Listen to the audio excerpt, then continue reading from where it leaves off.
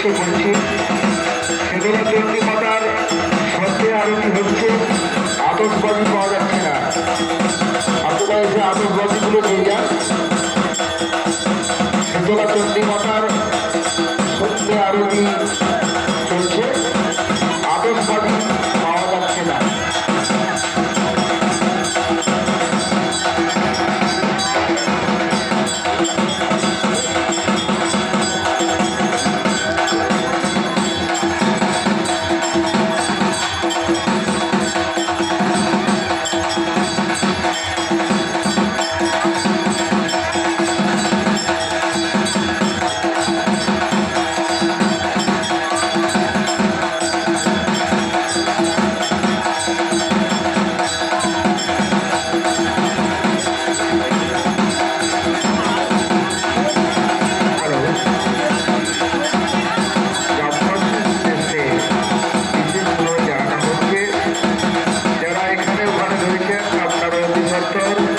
শীতলা চণ্ডী মাতার মণ্ডপের সামনে আসুন।